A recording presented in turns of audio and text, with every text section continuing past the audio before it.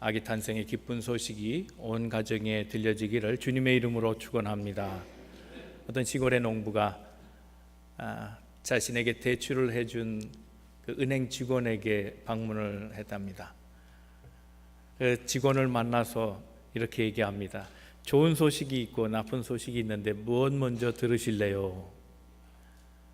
그때 대출해준 직원이 나쁜 소식 먼저 얘기하세요. 나중에 기분 좋으면 되니까. 무슨 말씀을 하시려는 거죠? 물었습니다. 그때 이 농부가 대답을 합니다. 올해 농사가 너무 안 됐어요. 아시다시피 가뭄도 있었고 물가가 너무 올라가지고 대출금을 못 갚게 됐습니다. 얘기합니다. 아이고 참 안 됐네요. 그거 어쩌죠? 그런데 또 있습니다. 뭡니까? 아시죠? 일전에 농사 지으려고 농기계 구입하는데 대출 또 받았잖아요. 그래서 그것도 못 갚게 됐습니다. 참 그런가요? 또 있습니다. 아니 뭐예요? 올해 농사 지을 때 씨앗도 다 대출 받은 건데 따라서 그것도 못 갚게 됐습니다. 얘기하더랍니다. 그러니까 이 직원이 얘기합니다. 그럼 도대체 좋은 소식은 뭡니까? 그렇게 물으니 이 농부가 대답을 합니다. 그럼에도 불구하고 저는 계속해서 당신과 거래를 하고 싶다는 겁니다. 이 말 속에 깊은 신학의 의미가 있습니다. 우리 주님과의 관계입니다. 우리는 죄의 대가가 너무나 커서 그것을 갚을 능력이 없습니다. 하나님과의 관계가 깨어졌습니다. 마치 파산한 것과 같습니다. 도저히 능력이 되지 않습니다. 그러나 하나님은 우리와 관계를 계속해서 유지하려고 애쓰신다는 겁니다. 하나님의 품에서 떠나지 않도록, 주님과의 관계가 다시 회복되도록, 그래서 늘 영원한 관계 속에 있도록 하나님은 애쓰고 계신다는 거죠. 그래서 그 방법으로 성탄을 우리에게 주신 겁니다.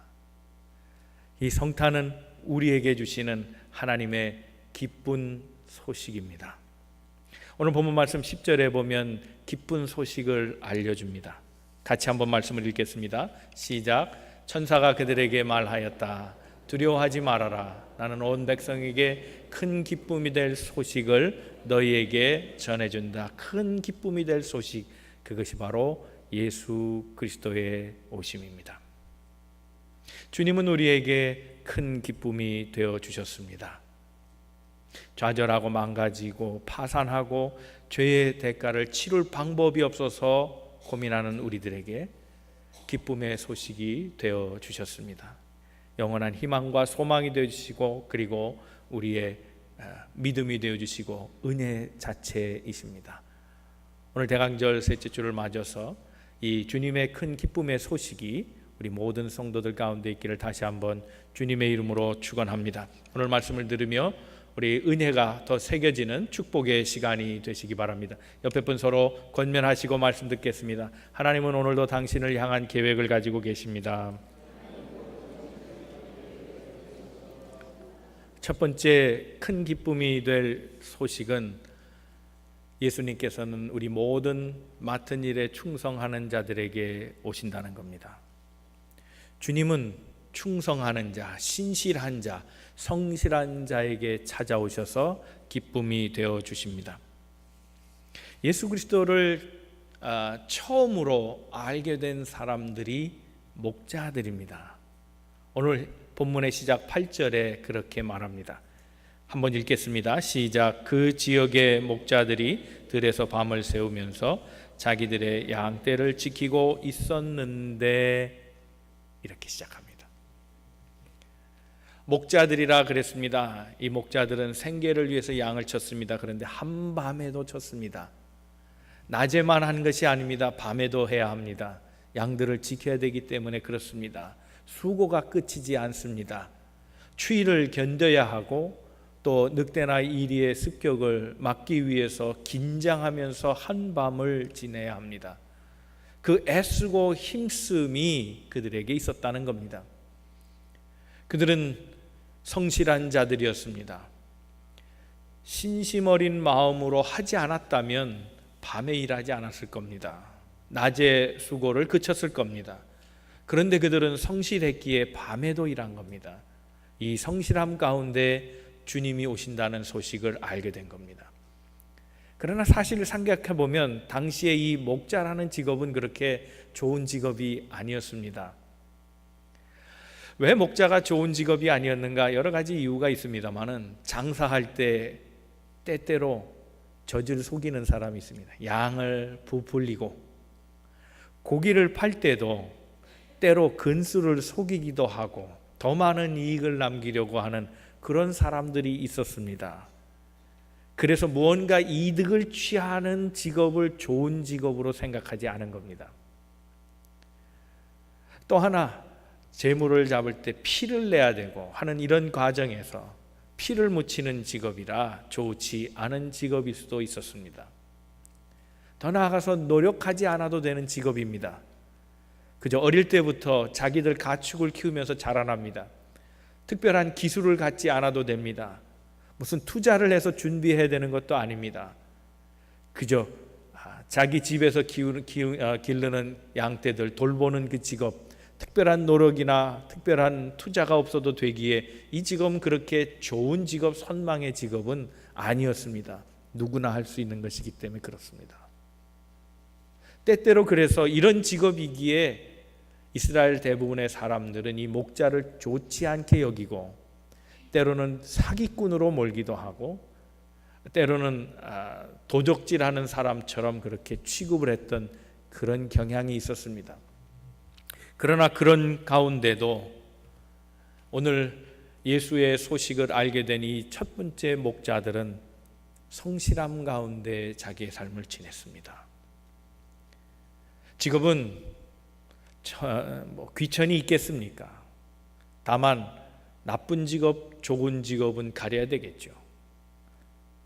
퇴폐와 향락을 부추기거나 범죄를 부추기는 직업이 아니라면 직업은 무엇을 가졌는지보다 더 중요한 것은 어떻게 그 직업을 통하여서 살아가느냐 하는 거겠죠. 삶의 자세가 더 중요한 일일 겁니다. 밤에 양을 지키던 목자들, 그 성실한 목자들에게 그 일하는 현장 속에 하나님의 축복의 사건을 경험하게 됩니다. 오늘 우리 그리스도가 다시 오신다면 어디에서 오시겠습니까? 그리스도가 성전에서 나실까요? 아닐 수도 있습니다. 주님은 우리의 일하는 삶의 현장에서 오십니다. 그 성실함의 자리에서 주님이 오신다는 사실을 기억해야 합니다. 이탈리아의 높은 지체의 사람이 길을 가다가 한 목공이 어떤 상자 같은 것을 열심히 조각하는 것을 보고 그 조각 솜씨가 너무 훌륭하고 애를 쓰는 것 같아서 발걸음을 멈췄답니다. 그리고 묻습니다. 이건 도대체 무엇을 위해서 만드는 겁니까? 얘기하니까 여기다가 나무를 심으려고요. 씨를 뿌리려고 합니다. 아니 그러면 흙을 담아야 되는 거 아닙니까? 예. 아니 흙을 담는데 뭐 그렇게 이쁘게 정성스럽게 애를 쓰면서 조각을 합니까? 그냥 나무 상자에다 담지 한심한 듯이 물었습니다. 그때 이 목공이 대답을 합니다. 나사렛 거기에서 목수를 하셨던 예수님이라면 그렇게 설렁설렁 일을 했겠습니까? 반문합니다. 이 대답을 한 사람이 미켈란젤로입니다. 위대한 조각가가 됩니다. 그 성실함을 기반으로 해서 그의 전 작품에는 그의 수고와 땀이 배어있는 그런 작품이 되었습니다. 종교개혁 당시에 체코에서 종교개혁을 일으켰던 개혁의 아버지 얀 후스라는 사람이 있습니다. 이 사람은 종교개혁을 통해 믿음을 부르짖다가 로마 교황에 의해서 화형을 당합니다. 그를 기념하여 프라하 광장에 동상을 하나 세웠는데 그 동상 아랫부분에 짧은 글귀가 새겨져 있습니다.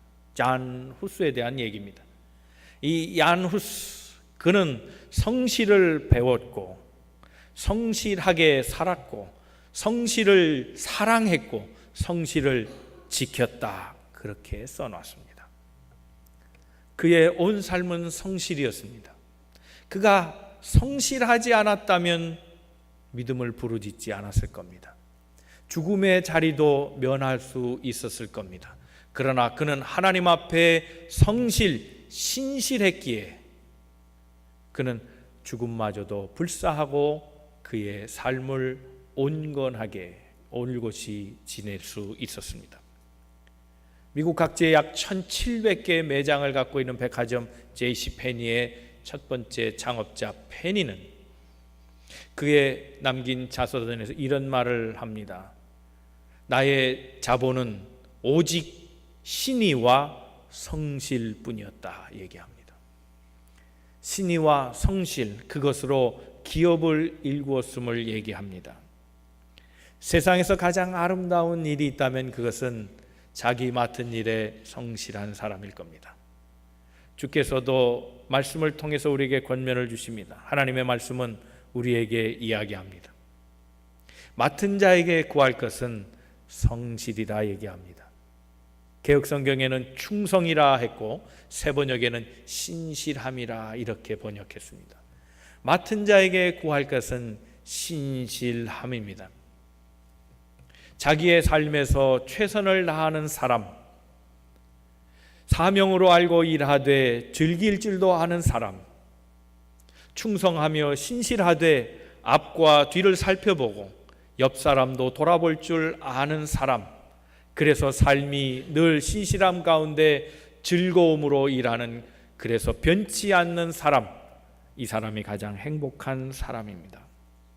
사랑하는 성도 여러분, 우리의 삶이 아무리 주어진 현실이 힘들고 어렵고 아파도 성실함 가운데 살아가기를 바랍니다. 맡은 일에 충실하기를 바랍니다. 그 일하는 현장에 주님이 찾아오십니다. 두 번째 생각할 것은 예수님은 겸손한 사람에게 큰 기쁨을 주십니다. 오늘 우리가 본문을 보면서 첫 번째 사람 목자에게도 그렇지만 두 번째 주님을 만나기를 소원했던 동방박사도 그렇습니다. 동방박사 하면 낙타가 떠오릅니다. 모자를 쓴 사람, 도포를 입은 사람, 그리고 손가락을 가리켜서 별을 보고 온 사람, 그렇습니다. 그들은 별을 보고 예수님을 알았습니다. 동방 그 어디에서 그들은 별을 관측하다가 큰 별을 만납니다. 왕이 태어날 징조인 것을 알았습니다. 그 별이 움직이는 것을 알고 왕이 나심을 예측하고 따라옵니다. 유대 땅까지 들어왔습니다. 유대 땅에 들어왔으니 왕이라 했으므로 예루살렘에 태어날 줄로 알았습니다. 그래서 예루살렘으로 들어왔지만 왕은 거기에서 나지 않았습니다. 그래서 제사장들과 서기관들에게 물어보니 그 예언은 예루살렘이 아니라 작은 마을 베들레헴에서 이루어질 거라는 걸 알게 되고 베들레헴으로 발길을 돌릴 때에 그 별이 다시 그들을 인도하기 시작했습니다. 그 별을 따라 움직여 베들레헴 땅에 들어왔을 때 별은 한 곳에 머물렀고 그곳은 예수가 누워있는 마구간이었습니다. 그들은 거기에서 예수님을 만나고 무릎 꿇어 경배하며 그들이 가지고 왔던 세 가지 예물을 드립니다. 마태복음 2장 11절 말씀에 보면 그 세 가지 예물을 황금과 유향과 몰약이라 그렇게 설명합니다. 황금을 드린 의미는 왕에게 대접하는 의미였습니다. 왕에게 가장 좋은 것, 최고의 것으로 드리고자 하는 그들의 섬김의 마음입니다. 유향을 드렸습니다. 유향은 일종의 송진입니다. 향이 아름다운 나무에서 나오는 그 진액, 그것이 엉킨 것입니다. 이것은 좋은 향을 냅니다. 그래서 이것은 제사 때 씁니다. 제사장이 다루는 물건입니다. 다시 말해서 이 유향을 드린 것은 예수님을 하나님과 인간을 연결해 주는 중보자 제사장으로 알고 주님을 그렇게 경배했다는 의미입니다. 세 번째 몰약이라 그랬습니다. 이 몰약은 시체를 썩지 않게 하는 방부제 역할을 하는 것입니다. 주의 죽으심까지 보았습니다. 인류를 대속하여 구원하실 주님, 그분의 희생과 사랑을 기념하여 이 몰약을 준비하여 왔습니다. 매우 값진 약재였습니다.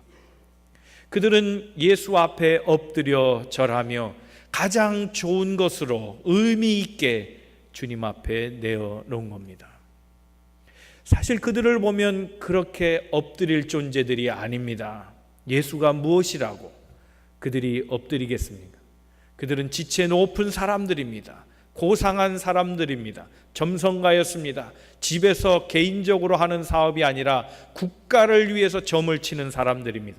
별의 이동을 보면서 나라의 구군을 따집니다. 농사도 재봅니다. 그래서 모든 운행을 보면서 나라의 정치를 맞추었던 그런 사람들입니다. 학문이 깊었던 사람들이고 높은 직종에 있었던 사람들입니다. 물론 물질도 많았던 훌륭한 사람들이겠죠. 이들이 주님을 찾아와 아기 예수 앞에 무릎을 꿇은 겁니다. 기쁨으로 드린 겁니다. 가장 좋은 것으로 드리는 겁니다. 섬김의 마음으로 드린 겁니다. 오래전 미국의 얘기입니다. 어떤 장로님이 목사님을 독대했습니다. 상담을 요청했습니다. 내용은 이런 겁니다. 목사님, 아무개 여집사님 아시죠? 그분이 남의 집에서 빨래하는 거 아시죠? 그래서 그 모은 돈으로 5 아이를 홀로 키우고 있는데 너무 안 됐습니다. 제가 알기로는 그분이 매주 1불씩 헌금을 하는데 그 1불이 그 여인에게는 작은 돈이 아닙니다. 그러니 목사님, 그 1불의 헌금을 이제부터 제가 하겠습니다. 목사님은 그분을 만나셔서 이제부터 헌금을 안 해도 된다고 그렇게 좀 얘기해 주십시오. 목사님이 생각해 보니까 장로님의 마음이 따뜻했습니다. 그렇게 하기로 말을 하고 그 여집사님을 불러서 설명을 합니다. 어떤 장로님이 성도님의 사정을 아시고 헌금을 대신 내주시겠다고 합니다. 이제부터 헌금 안 하셔도 되니까 그 헌금으로 자녀들을 잘 키우십시오. 이 말을 듣고 여집사님이 갑자기 대성통곡을 합니다. 기쁨의 눈물, 감동의 눈물인지 아닌지 몰랐습니다. 한참을 울고 나서 이 여인이 대답을 합니다. 목사님, 제가 아무리 가난하게 살아도 저에게 큰 기쁨이 있다면 자식이 크는 것과 하나님 앞에 1불의 헌금을 드리는 것입니다. 1불은 비록 작지만 저는 이 1불의 헌금을 주님 앞에 드릴 때 무한히 기쁨을 느낍니다. 그런데 왜 1불의 헌금을 뺏어가십니까? 내 기쁨을 뺏어가십니까? 이 말을 듣고 목사님이 회개하고 장로님도 회개했다는 겁니다. 드림이 기쁨입니다. 내가 사랑하는 주님 앞에 나의 모든 것을 드릴 수 있음이 축복입니다. 드림 후에 어떻게 된 것이 중요한 것이 아닙니다. 드림 자체가 기쁨입니다. 이 동방의 박사들은 이 기쁨에 충만했습니다.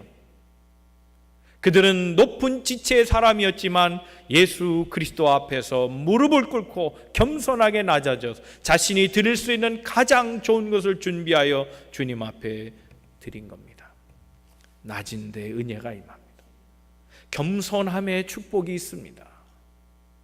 사랑하는 성도 여러분, 겸손의 은총이 있기를 주님의 이름으로 축원합니다. 주님 앞에 가장 좋은 것으로 드리고자 하는 마음은 겸손에서 시작됩니다. 교만한 사람은 받으려고 하지 드리려고 하지 않습니다. 최상의 것을 드릴 수 있는 사람은 가장 낮은 자리에 있는 사람임을 기억하고 겸손한 마음으로 성탄의 기쁜 소식을 받아들이는 우리 모든 성도들 다 되시기를 주님의 이름으로 축원합니다. 세 번째, 예수님은 희망과 소망을 간직하고 끝까지 참고 살아가는 사람들에게 기쁨의 소식이 되어 주십니다. 우리가 살아가는 이 세상은 그렇게 쉽지 않습니다. 어떤 사람도 만족하는 인생이 없습니다. 사람마다 다 삶의 기간이 있습니다. 그런데 그 기간이 다 채워지도록 만족한 사람은 없습니다. 세상은 도리어 우리를 힘들게 합니다. 어렵게 합니다. 예수님도 그런 세상을 아셔서 요한복음 16장 33절에 이렇게 말씀하십니다. 한번 말씀을 읽어봅니다. 시작. 너희는 세상에서 시련을 당할 것이다. 그러나 용기를 내어라. 내가 세상을 이겼다. 얘기하십니다. 세상에서 시련을 당할 것임을 얘기하고 있습니다.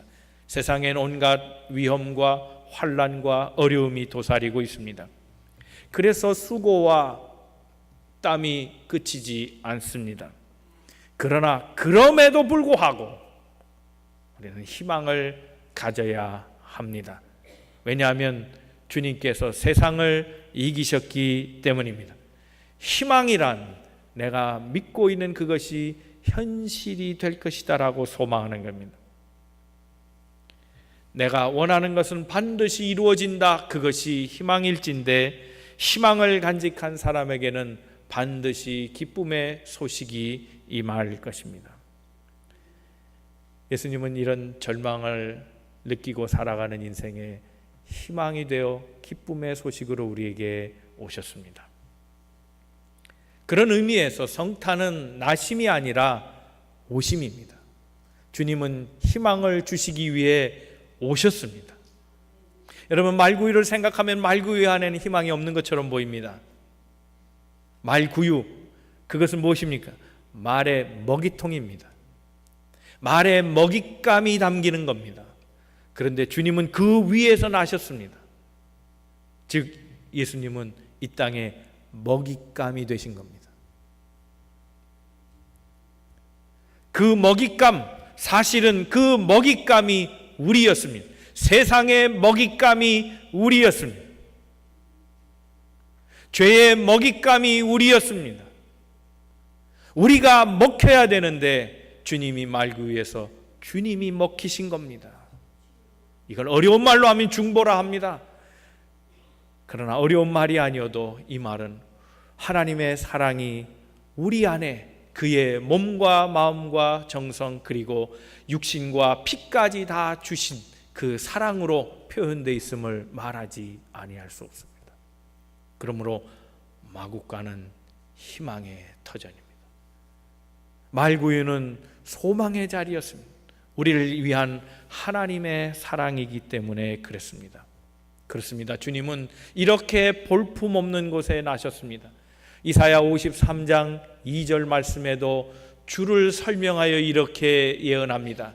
같이 읽겠습니다. 시작. 그는 주 앞에서 마치 연한 순과 같이 마른 땅에서 나온 싹과 같이 자라서 그에게는 고운 모양도 없고 훌륭한 풍채도 없으니 우리가 보기에 흠모할 만한 아름다운 모습이 없다 그랬습니다.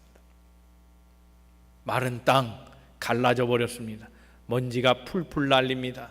거기에서 순이 돋아납니다. 얼마나 볼품이 없겠습니까? 얼마나 연약하겠습니까? 아무도 사랑하지 않습니다. 아무도 좋아하지 않습니다. 바로 그것이 주님의 모습이라는 겁니다. 그러나 그 연약한 주님의 모습에서 우리는 사랑을 발견합니다. 그는 질고를 지고 오래 참으시며 우리를 대신하여 목숨을 내어주신 분입니다. 이것이 성탄의 의미입니다. 주님은 우리를 위해 대속의 제물로 이 땅에 오신 겁니다. 키르케고르는 죽음에 이르는 병이라고 하는 책에서 절망을 설명합니다. 절망이야말로 죽음에 이르는 병이다 얘기합니다. 절망하는 자에게는 결국 죽음이 찾아온다는 겁니다. 그러나 사랑하는 성도 여러분, 아무리 암담한 삶이 계속된다 할지라도 희망은 포기하지 마십시오. 왜냐하면 주님이 우리에게 희망이 되어 주시기 때문입니다. 우리에게 소망이 되어 주시고 우리의 능력이 되어 주시고 우리의 치유자가 되어 주시기 때문입니다. 마태복음 11장 4절에서 6절까지 말씀입니다. 다 같이 한번 말씀을 읽겠습니다. 시작. 예수께서 대답하여 이르시되 너희가 가서 듣고 보는 것을 요한에게 알리되 맹인이 보며 못 걷는 사람이 걸으며 나병 환자가 깨끗함을 받으며 못 듣는 자가 들으며 죽은 자가 살아나며 가난한 자에게 복음이 전파된다 하라. 누구든지 나로 말미암아 실족하지 아니하는 자는 복이 있도다 하시니라. 아멘. 주님은 우리에게 절망과 때로는 깊은 두려움 속에 헤어나오지 못하는 안타까운 삶을 사는 우리에게 소망이 되어 주기 위해 오셨습니다. 저는 자는 걷게 하시고 귀 먹은 자는 듣게 하시고 보지 못하는 자는 보게 하시기 위하여 죽음에 처한 자에게는 생명을 주시기 위하여 이 땅에 오셨다고 하는 사실입니다. 어머니와 단둘이 살아가는 청년이 있었습니다. 이 청년이 직장에서 일을 하고 돌아오는 어느 날 교통사고를 만났답니다. 큰 사고가 일어났습니다. 이 청년이 눈을 잃게 됩니다. 병원에서 소식을 듣고 어머니가 찾아갔습니다. 그런데 조금의 희망도 보이지 않았습니다. 결국 두 아들은 실명하고 맙니다. 두 눈이 더 이상 볼 수 없다는 사실에 아들은 절망하기 시작했습니다. 모든 것을 거부합니다.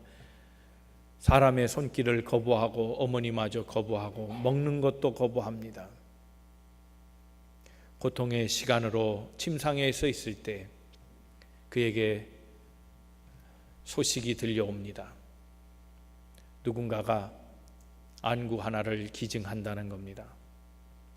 그래서 어머니가 얘기합니다. 얘야, 수술하자. 그런데도 이 아들은 마음이 굳게 닫혀서 받아들이지 않습니다. 어머니, 눈 하나 갖고 뭐해요? 애꾸 눈으로 살면 뭐해요? 다 필요 없어요. 저는 그냥 이대로 살다 죽으렵니다. 어머니의 제안을 거절합니다. 어머니는 또 설득합니다. 닫혀있는 아들의 마음을 녹이기 위하여 사랑의 손길로 계속 권면하며 애씁니다. 그러다가 아들이 받아들입니다. 그리고 수술이 시작됐습니다. 한쪽 눈은 회복이 됐습니다. 그리고 붕대를 풀기 전까지 그는 여전히 마음의 문은 열지 아니하고 어머니에게 불평과 투정합니다. 한눈 갖고 도대체 뭐하고 살라는 얘기야? 한눈 가진 사람을 세상이 좋아할까? 그는 엄마까지도 원망하면서 한눈을 가진 것을 감사하지 못하고 불평하고 있었습니다. 치유의 시간이 됐습니다. 붕대를 푸는 날, 붕대를 다 풀게 되며 그는 어머니를 바라봅니다. 그런데 그의 어머니의 눈에도 한쪽에 붕대가 감겨져 있었습니다. 이 아들은 자신의 어머니가 그 눈을 주었다는 사실을 알고 눈물을 흘리며 회개합니다. 어머니가 아들에게 이야기합니다. 내 눈 두 개를 다 주고 싶은데 그러면 눈 두 개가 없는 맹인 엄마가 너에게는 짐이 될 것 같아서 다 주지 못하고 하나만 주었다고 말을 잊지 못했습니다. 그때 이 아들이 어머니를 품에 안으며 회개의 눈물을 흘렸다는 겁니다. 이것이 하나님의 사랑입니다. 스스로는 볼 수 없는 인생, 귀 먹고 눈 먹고 다리 절고 죽음 가운데 처한 인생에게 그 길을 열어주시고 치유하시고 회복시켜 주시고 생명을 주시는 하나님의 사랑입니다. 그 하나님의 사랑의 선물로 예수 그리스도가 이 땅에 우리에게 기쁨의 선물로 보내진 겁니다. 사랑하는 성도 여러분, 이제 말씀을 정리하고자 합니다.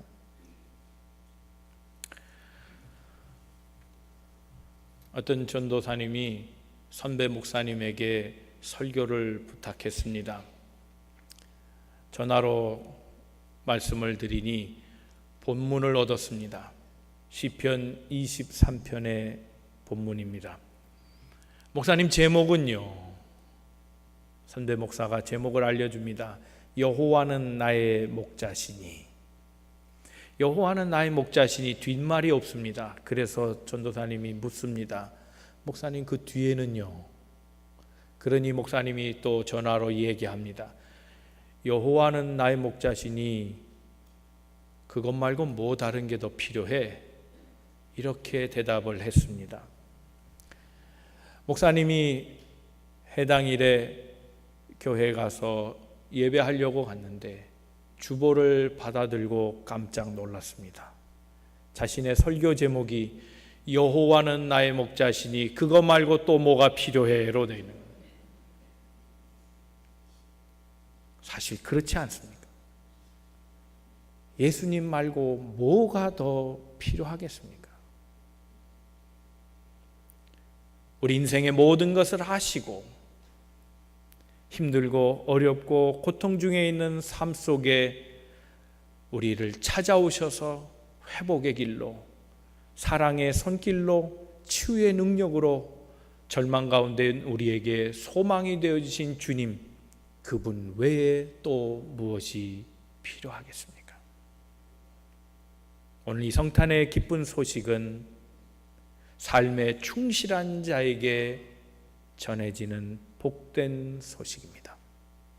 이 성탄의 기쁜 소식은 인생의 삶 가운데 최상의 것을 드리려고 하는 겸손한 자에게 주시는 하나님의 선물입니다. 이 성탄의 기쁨은 고통과 어려움 속에서도 인내하며 주의 역사를 바라보는 사람들에게 주시는 하나님의 기쁨인 것을 기억하시고, 주께서 주신 이 성탄의 선물 마음에 받으시고 삶의 기쁨과 감사가 회복되는 우리 모든 성도들 다 되시기를 주님의 이름으로 축원합니다. 기도하겠습니다.